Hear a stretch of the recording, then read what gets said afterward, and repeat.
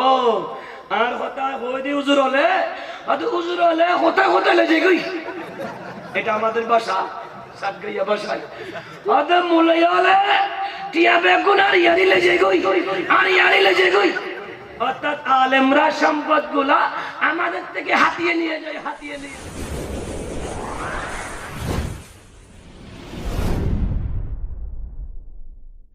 আজকে কবরের কথা আমরা ভুলে গিয়েছি যেই কারণে কবরের মধ্যে আগাছা উঠে গেছে পরিষ্কার করার কোনো খবর নেই আমার বাড়িতে টাইস করেছি যদি সত্যিকার মুসলমান হতো প্রত্যেক এলাকার এই কেশরপুরের মুসলমানেরা নিজেদের রক্ত বিক্রি করে ওই এলাকার যেগুলো কবরস্থান আছে প্রত্যেক কবরের চতুর্পাশে টাইস লাগিয়ে লাইটিং করে সাজসজ্জা করে সেখানে প্রতিটা ওয়াক্ত নামাজ আদায় করে কবর জিয়ারত করত ঠিক না বেঠি আওয়াজ করে বলেন কিন্তু এখন কবর জিয়ারত করতে আসে না হয়তো জুমার দিন আসে কিন্তু রাসূলুল্লাহ বলে ফাজরুহা আমি তোমাদেরকে নাহাইতুকুম আন জিয়ারাতিল কবর কবর জিয়ারত করতে নিষেধ করেছিলাম কি ইসলামের প্রারম্ভে ফাজরুহা এখন তোমরা জিয়ারত করো কেননা ফাইন্নাহা তুজাহিদুদ দুনিয়া ওয়া তুযাক্কিরুল আখিরা কবর জিয়ারত করলে দুনিয়ার লোভ কমে যাবে আখিরাতের কথা স্মরণ এসে যাবে আর আওয়াজ করে বলে আমার বাবারা এই উনি কি দিচ্ছেন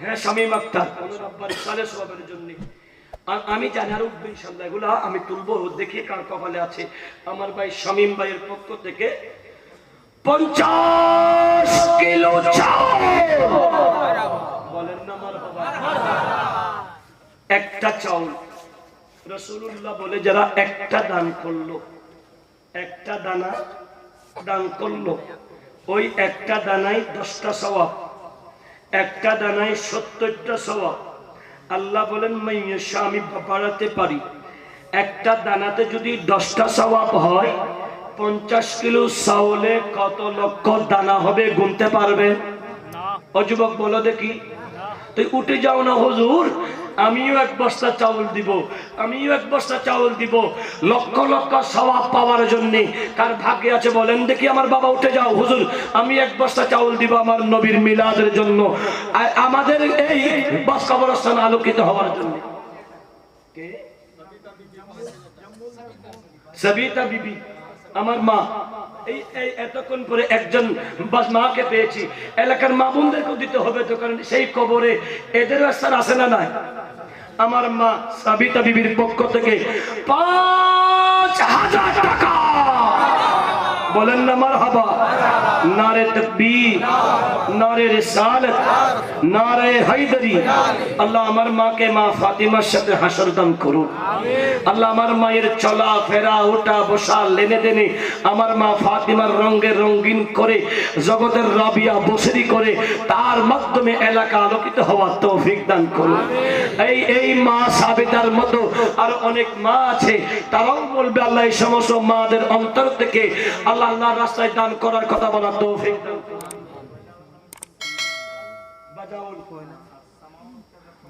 বাজাউল এবং সামাউল উভয় মিলে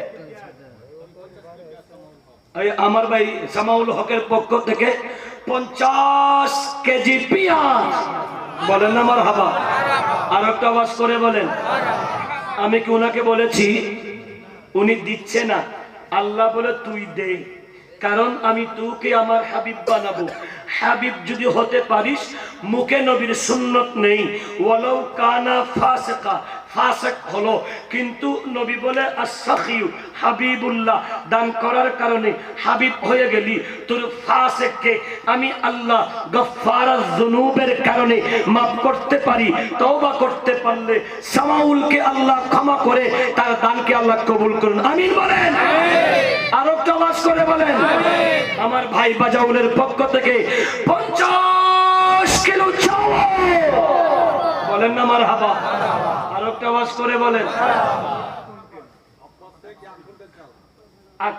আব্বাস আলী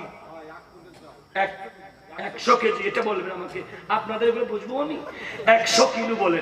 আব্বাস আলীর পক্ষ থেকে, এই আশিকের রাসূল আব্বাস আলীর পক্ষ থেকে 100 কিলো চাউল, বলেন না মারহাবা। আল্লাহ কবুল করুন, তাদের হায়াতে দারাজ করুন, মুশকিলাত আসান করুন। যেই যেই নিয়তে দিচ্ছে তাদের নিয়তে পূর্ণতা দান করুন।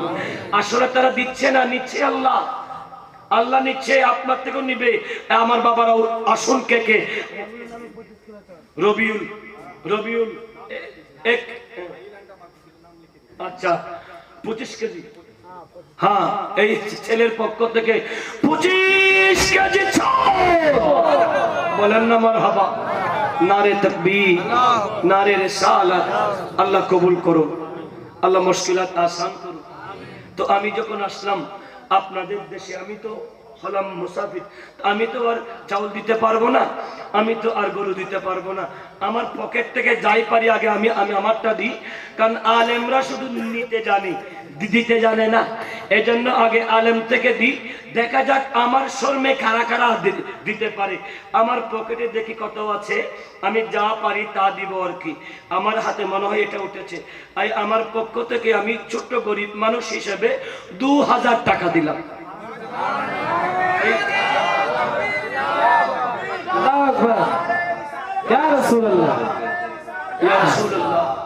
আমি আমার গরিবী হালত থেকে আমি 2000 টাকা দিয়েছি।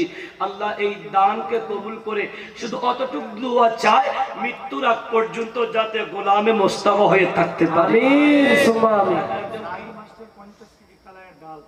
এটা কি Raju master, Raju master 50 kilo কালাইয়ের ডাল, এটা কি?